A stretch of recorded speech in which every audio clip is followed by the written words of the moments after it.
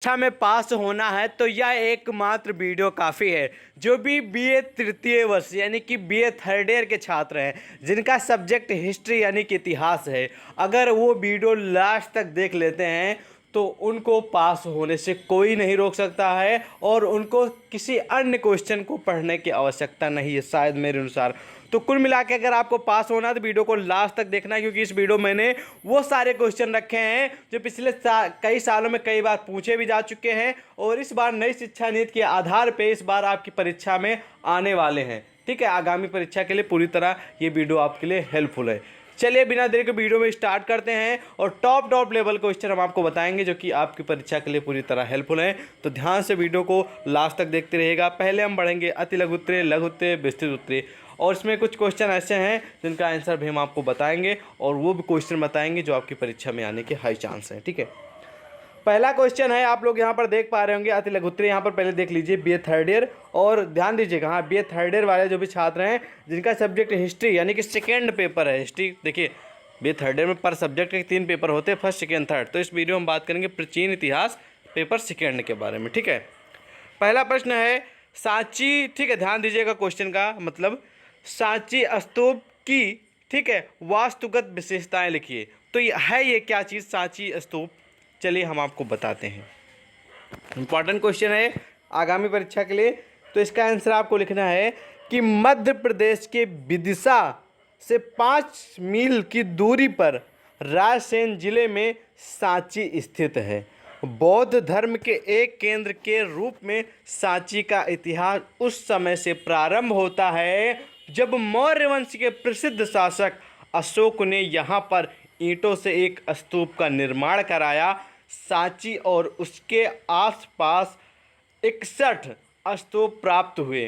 भारतीय कला में सांची का महत्व उसके 4 अद्भुत ठीक है तोरण द्वारा, ठीक है ध्यान दीजिएगा, अद्भुत तोरण द्वारा पर आधारित है। ठीक है, उनके 2 द्वार हैं, ठीक है उन पे आधारित है। ओके, तो इस प्रकार आप लोगों का आंसर लिखना है कि स्तूप क्या है और इसकी विशेषताएं मुख्य जो है वो किस लिए प्रसिद्ध है, इसकी क्या विशेष है, वो यही चीज़ है। इसकी प्रसिद्ध इसीलिए है कि सांची और उसके आसपास 61 स्तूप प्राप्त हुए हैं। भारतीय कला में सांची का महत्व उसके 4 अद्भुत तोरण द्वारों पर आधारित है। ठीक है, ये मुख्य विशेषता है। इंपॉर्टेंट क्वेश्चन है आगामी परीक्षा के लिए, याद रखिएगा। अगला प्रश्न है कि अशोक के पाषाण स्तंभों की विशेषताएं बताइए। ये भी टॉप लेवल का क्वेश्चन है, इसका भी आंसर मैं आपको बताऊंगा। आंसर मैं आप लोगों को बहुत ही सरल तरीके से बताऊंगा, आप समझ जाएंगे। ठीक है, इसका आंसर लिखना है कि मौर्य की सर्वोत्तम, देखिए मौर्य काल था, मौर्य वंश था, आप सभी को इसके जो संस्थापक उनके बारे में अच्छे से मालूम है।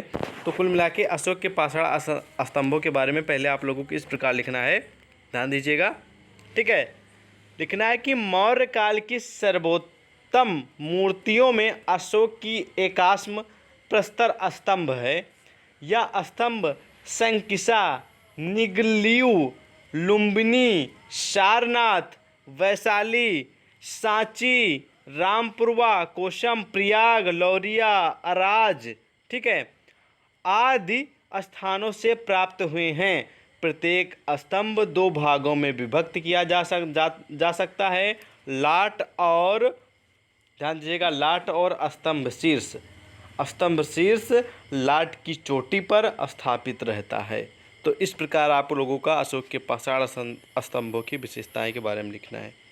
अगला प्रश्न है कि अजंता चित्रकला के बारे में लिखना है। तो इसके बारे में इसका आंसर मैं आपको बता दूं।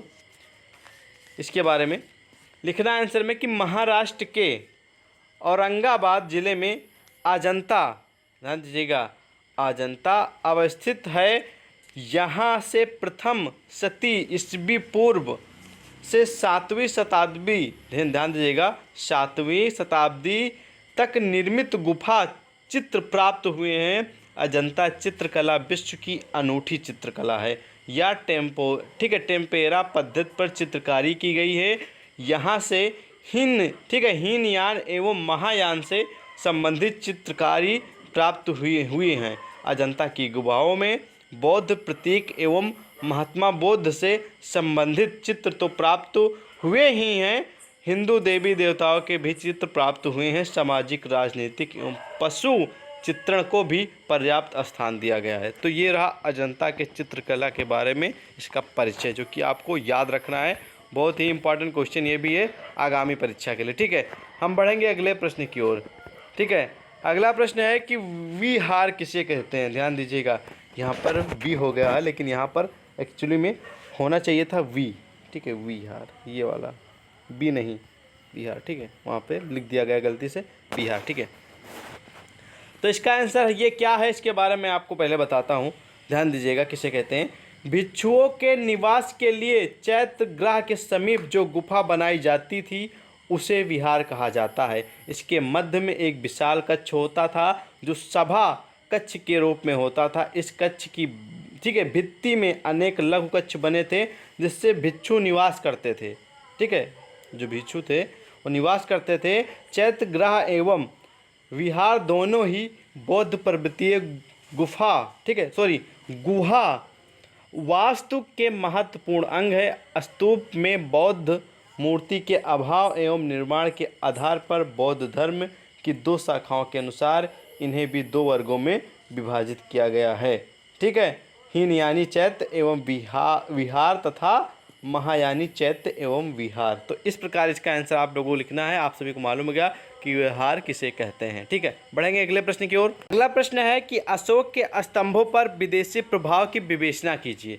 तो ये भी इम्पॉर्टेंट क्वेश्चन है, टॉप लेवल का तो नहीं कहेंगे, लेकिन इसका आंसर हम आपको बताएंगे क्योंकि ये कभी कदार पूछ लिया जाता है, तो इसका भी आंसर आप लोगों को जानना चाहिए। ठीक है, इसका आंसर लिख देना है कि प्रायः विदेशी और भारतीय इतिहासकार यह मानते हैं कि मौर्य काल पर विदेशी प्रभाव बहुत अधिक पड़ा। मार्शल का मत है कि ईरानी और मौर्य दोनों के वास्तु अवशेष, ध्यान दीजिएगा, ईरानी और मौर्य दोनों के वास्तु अवशेष पाषाण प्रधान हैं। ध्यान दीजिएगा, पाषाण प्रधान है। जिसके सरस्वती की धारणा है कि पाषाण जैसे अस्थाई उपादान का प्रयोग ठीक है, बाह्य प्रभाव के कारण है। ठीक है, बाह्य प्रभाव के कारण है। मार्शल ने कहा है कि मौर्य युग में हखामनी कला बैक्टीरिया के यवन कलाकारों द्वारा भारत में आयातित हुई है। तो कुल मिला के इस प्रकार रहा अशोक के स्तंभों पर विदेशी प्रभाव की विवेचना के बारे में संक्षिप्त परिचय।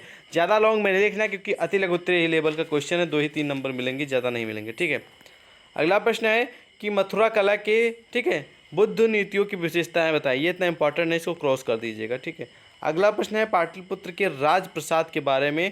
ठीक है, फहियान ने क्या लिखा है। चलिए इसको भी, इसका आंसर हम जान लेते हैं क्योंकि ये इंपॉर्टेंट है कहीं ना कहीं। इसमें लिख देना है कि चीनी यात्री, ठीक है, फहियान के अनुसार पाटलिपुत्र की इस काष्ठ नगरी, ध्यान दीजिएगा, काष्ठ नगरी में ठीक है, राजा का भय प्रसाद था। ठीक है, जो संसार के राजकीय ठीक है, भवनों में सर्वाधिक सुंदर था और जिसके सामने सूसा और एक बताना, ध्यान दीजिएगा, सूसा और एक बताना के राजप्रसादों का वैभव भी तुच्छ प्रतीत होता था।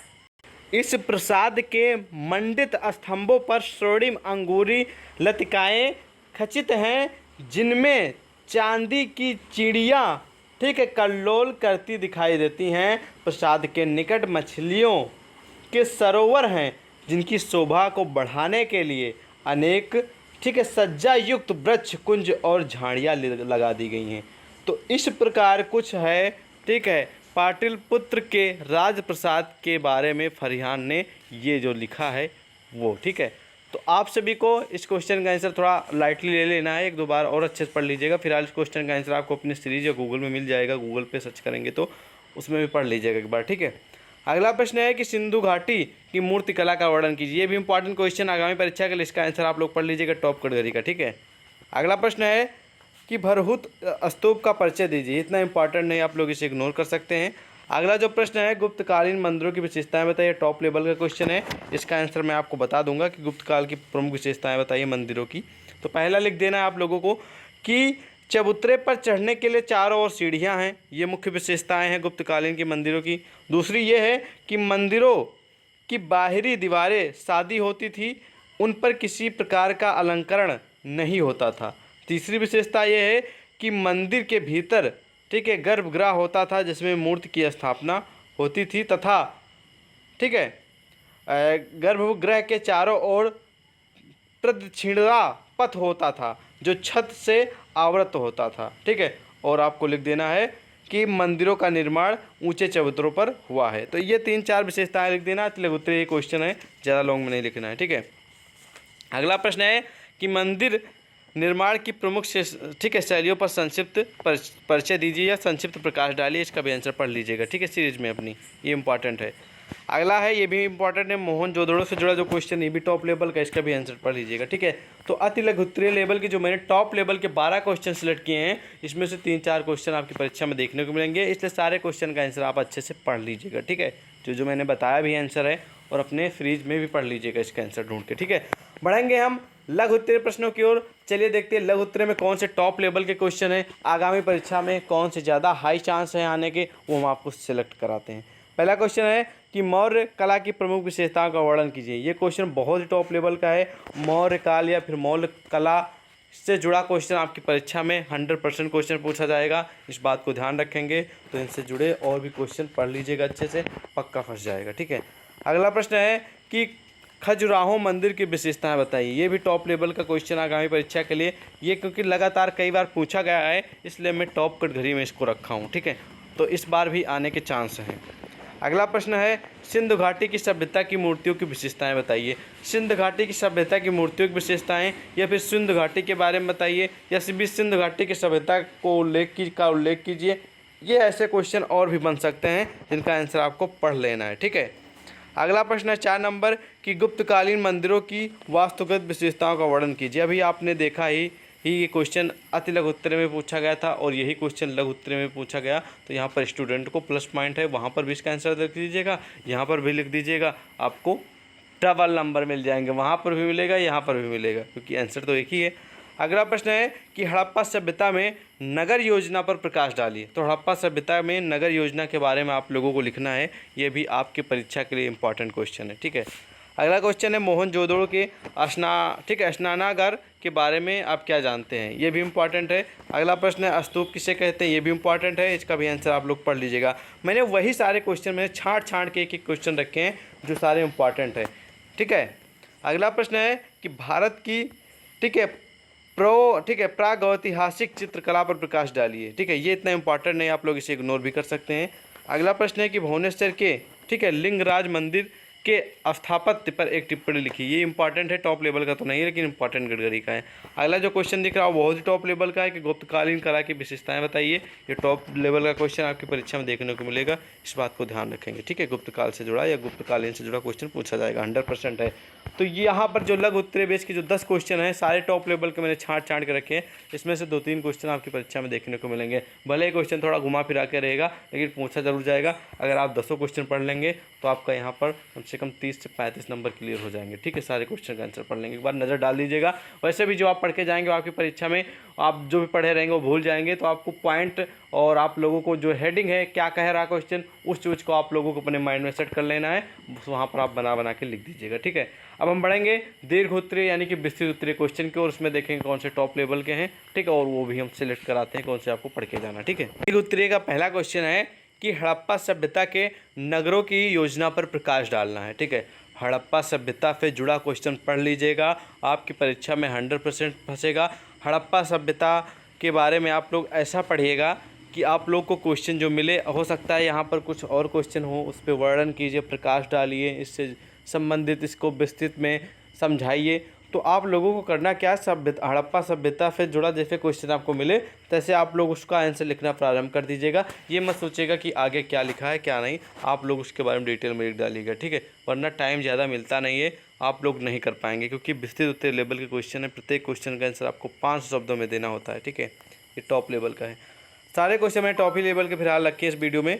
अगला प्रश्न है कि गुप्तकालीन मूर्ति कला की प्रमुख विशेषताओं का वर्णन कीजिए। तो गुप्तकालीन से जुड़ा क्वेश्चन आएगा, इस बात को ध्यान रखेंगे, ये भी टॉप ही कैटेगरी का क्वेश्चन है, इसको याद रखेंगे। ठीक है, ओके, ध्यान दीजिएगा। अगला प्रश्न है 3 नंबर की गुप्त युगीन मंदिरों की प्रमुख विशेषताएं बताइए। तो गुप्त युगीन की प्रमुख जो मंदिर हैं उनकी विशेषताएं आप लोगों को लिखना है, ये भी टॉप कैटेगरी का क्वेश्चन है। अगला प्रश्न है कि सांची के विशाल स्तूप की वास्तुगत विशेषताओं की विवेचना कीजिए। अभी आपने पढ़ा मध्य प्रदेश, इसमें क्या था आंसर, उसी के बारे में है, इसको भी लिखना थोड़ा डिटेल में लॉन्ग में, क्योंकि ये विस्तृत उत्तरीय क्वेश्चन है।